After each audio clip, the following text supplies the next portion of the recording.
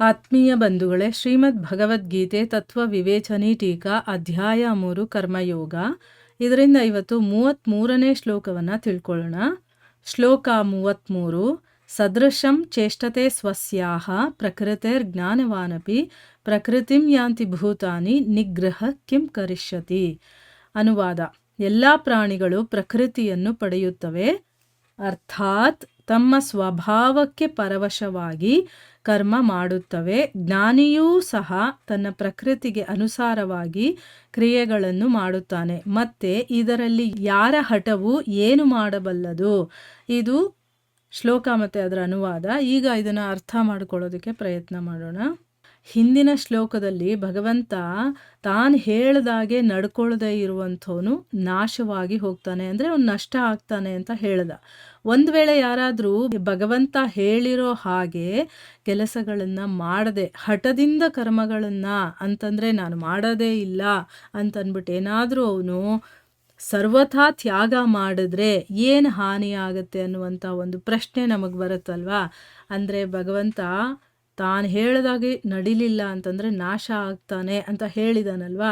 ಅಕಸ್ಮಾತು ಇಲ್ಲ, ನಾನು ನಡೆಯೋದೇ ಇಲ್ಲ, ನಾನು ಆ ರೀತಿ ಕೆಲಸಗಳನ್ನು ಮಾಡೋದೇ ಇಲ್ಲ ಅಂತ ಕಂಪ್ಲೀಟಾಗಿ ಕೆಲಸಗಳನ್ನು ಮಾಡದೇ ಇದ್ದರೆ ಏನು ಹಾನಿ ಆಗುತ್ತೆ ಅನ್ನುವಂಥ ಪ್ರಶ್ನೆ ನಮಗೆ ಬರ್ಬೋದಲ್ವಾ. ಇದರ ಬಗ್ಗೆ ಈಗ ಭಗವಂತ ಹೇಳ್ತಾ ಇದ್ದಾನೆ. ಏನು ಹೇಳ್ತಾ ಇದ್ದಾನೆ ಈ ಶ್ಲೋಕದಲ್ಲಿ ಅಂತಂದರೆ, ಎಲ್ಲ ಪ್ರಾಣಿಗಳು ಕೂಡ ಪ್ರಕೃತಿಯನ್ನು ಪಡೆಯುತ್ತೆ. ಅಂದರೆ ಅರ್ಥ ಏನು? ತಮ್ಮ ತಮ್ಮ ಸ್ವಭಾವಕ್ಕೆ ಅನುಗುಣವಾಗಿ ಅವು ಕೆಲಸ ಮಾಡ್ತಾ ಇರುತ್ತೆ. ಈಗ ಒಬ್ಬ ಮನುಷ್ಯನ ಗುಣ ರಜೋಗುಣ ಆಗಿದ್ರೆ ಅವನು ಅದಕ್ಕೆ ತಕ್ಕಾದ ಕೆಲಸಗಳನ್ನು ಮಾಡ್ತಿರ್ತಾನೆ. ಅವನೇನಾದರೂ ಸತ್ವಗುಣದವನಾಗಿದ್ದರೆ ಅದಕ್ಕೆ ತಕ್ಕಂಗೆ ಕೆಲಸ ಮಾಡ್ತಿರ್ತಾನೆ. ಎಕ್ಸಾಂಪಲ್ಗೆ ಹೇಳ್ತೀನಿ. ಏನು ಅಂತಂದರೆ, ಈಗ ರಜೋಗುಣಿ ಅವನೇನು ಅಂದರೆ ಭೋಗಿ ಜಾಸ್ತಿ, ಅವನಿಗೆ ಆಸೆಗಳು ಜಾಸ್ತಿ, ತಿನ್ನಬೇಕು ಅನ್ನೋ ಒಂದು ಆಸಕ್ತಿ ಜಾಸ್ತಿ ಇರುತ್ತೆ. ಮತ್ತು ಬೇರೆಯವ್ರ ಬಗ್ಗೆ ಇಲ್ಲ ಸಲ್ಲದ ಮಾತುಗಳನ್ನು ಆಡೋದು, ಇಂಥದ್ದೆಲ್ಲ ಅವನಿಗೆ ತುಂಬ ಇಷ್ಟ ಆಗುತ್ತೆ. ಬೇರೆಯವ್ರಿಗೆ ಹಿಂಸೆ ಕೊಡೋದು ಅದೆಲ್ಲ ಇಷ್ಟ ಆಗುತ್ತೆ. ಅಂಥ ಒಂದು ಗುಣ ಇರೋನು ಆ ರೀತಿ ಕೆಲಸಗಳನ್ನು ಮಾಡ್ತಾನೆ. ಈಗ ಸಾತ್ವಿಕ ಗುಣ ಇರೋನು ಏನು ಮಾಡ್ತಾನೆ? ಭಜನೆಗಳನ್ನು ಮಾಡೋದು, ದೇವರ ಬಗ್ಗೆ ಮಾತಾಡೋದು, ಅಥವಾ ಒಳ್ಳೆ ಕೆಲಸಗಳನ್ನು ಮಾಡೋದು, ಒಳ್ಳೆ ಮಾತುಗಳನ್ನು ಆಡೋದು, ಈ ರೀತಿ ಮಾಡ್ತಾನೆ. ಅಂದರೆ ತನ್ನ ಸ್ವಭಾವಕ್ಕೆ ತಕ್ಕ ಹಾಗೆ ಅವನು ಕೆಲಸ ಮಾಡ್ಕೊಂಡು ಹೋಗ್ತಾ ಇರ್ತಾನೆ. ಜ್ಞಾನಿ ಕೂಡ, ಅಂದರೆ ಯಾರಿಗೆ ಆತ್ಮಸಾಕ್ಷಾತ್ಕಾರವಾಗಿರುತ್ತೋ, ಭಗವಂತನನ್ನು ತಿಳಿದಿರ್ತಾನೋ, ಅವನು ಕೂಡ ತನ್ನ ಪ್ರಕೃತಿಗೆ ಅನುಗುಣವಾಗಿ ಕ್ರಿಯೆಗಳನ್ನು ಮಾಡ್ತಾನೆ ಅಂತಂದಮೇಲೆ ಇಲ್ಲಿ ಯಾರ ಹಠ ಏನು ಮಾಡೋದಕ್ಕೆ ಸಾಧ್ಯ ಅಂತಂದ್ಬಿಟ್ಟು ಇಲ್ಲಿ ಪ್ರಶ್ನೆ.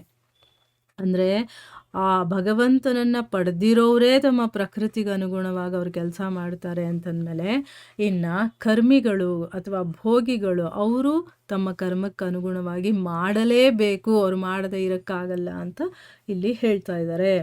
ಪ್ರಶ್ನೆ ಏನಪ್ಪ ಅಂತಂದರೆ, ಎಲ್ಲ ಪ್ರಾಣಿಗಳೂ ಪ್ರಕೃತಿಯನ್ನು ಪಡೆಯುತ್ತವೆ, ಈ ಮಾತಿನ ಅರ್ಥ ಏನು ಅಂತ ಪ್ರಶ್ನೆ. ಎಲ್ಲ ಪ್ರಾಣಿಗಳು ಪಡೆಯುತ್ತೆ ಪ್ರಕೃತಿಯನ್ನು ಅಂತ ಹೇಳ್ತಾ ಇದ್ದಾರಲ್ಲ, ಅದಕ್ಕೆ ಅರ್ಥ ಏನು ಅಂತ.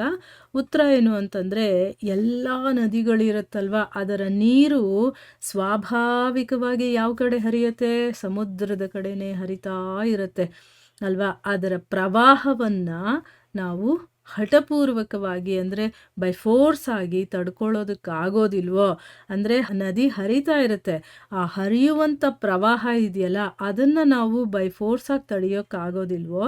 ಅದೇ ರೀತಿ ಎಲ್ಲ ಪ್ರಾಣಿಗಳು ಕೂಡ ತಮ್ಮ ತಮ್ಮ ಪ್ರಕೃತಿಗೆ ಅಧೀನವಾಗಿ ಅವರು ಪ್ರಕೃತಿಯ ಪ್ರವಾಹದಲ್ಲಿ ಬಿದ್ದು ಅವರು ಪ್ರಕೃತಿ ಕಡೆಗೇ ಹೋಗ್ತಾ ಇರ್ತಾರೆ. ಇದು ಒಂದು ನಿಯಮ, ಆಯಿತಾ. ಅದಕ್ಕೋಸ್ಕರನೇ ಯಾವ ಮನುಷ್ಯ ಕೂಡ ಹಠಪೂರ್ವಕವಾಗಿ ತನ್ನ ಕೆಲಸಗಳನ್ನು, ತನ್ನ ಕರ್ಮಗಳನ್ನು ಕಂಪ್ಲೀಟಾಗಿ ತ್ಯಾಗ ಮಾಡೋದಕ್ಕಾಗೋದಿಲ್ಲ. ಆದರೆ ಒಂದು ಮಾಡ್ಬೋದು. ಹೇಗೆ? ನದಿ ಪ್ರವಾಹವನ್ನು ಒಂದು ಕಡೆ ಹರಿತಾ ಇರೋದನ್ನು ಇನ್ನೊಂದು ಕಡೆಗೆ ನಾವು ತಿರುಗಿಸ್ಬೋದು. ಈಗ ನದಿಯನ್ನು ಕಂಪ್ಲೀಟಾಗಿ ಸ್ಟಾಪ್ ಮಾಡೋಕ್ಕಾಗಲ್ಲ, ಅದು ಹರಿತಾನೇ ಇರುತ್ತೆ.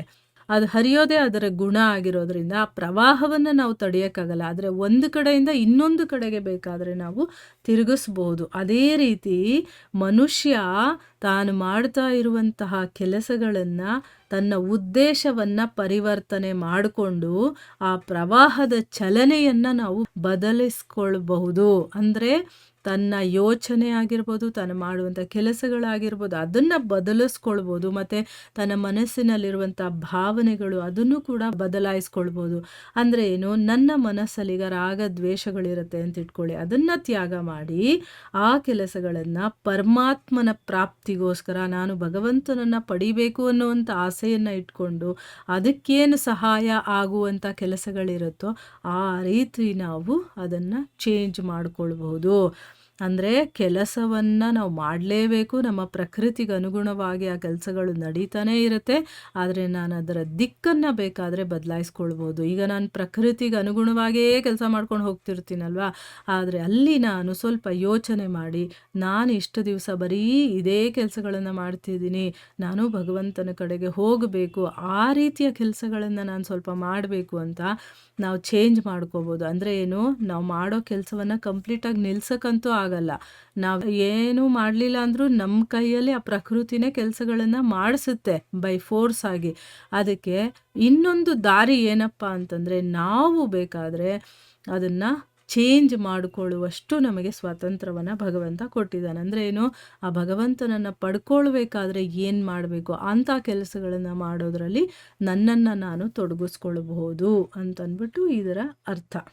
ಈಗ ಅರ್ಥ ಆಯ್ತಲ್ವ. ಎಲ್ಲ ಪ್ರಾಣಿಗಳು ಕೂಡ ಪ್ರಕೃತಿಯನ್ನು ಪಡೆಯುತ್ತೆ. ಅಂದರೆ ಅದರದರ ಗುಣ ಮತ್ತು ಸ್ವಭಾವಕ್ಕೆ ತಕ್ಕಂಗೆ ತಾನು ಹಿಂದಿನ ಜನ್ಮದಲ್ಲಿ ಮಾಡಿರುವಂಥ ಕರ್ಮಕ್ಕೆ ಅನುಗುಣವಾಗಿ ನಮಗೆ ಈಗ ಗುಣ ಸ್ವಭಾವಗಳು ಸಿಕ್ಕಿರುತ್ತೆ. ಅದಕ್ಕೆ ಸರಿಯಾಗಿ ನಾವು ಕೆಲಸಗಳನ್ನು ಮಾಡ್ಕೊಂಡು ಹೋಗಲೇಬೇಕು.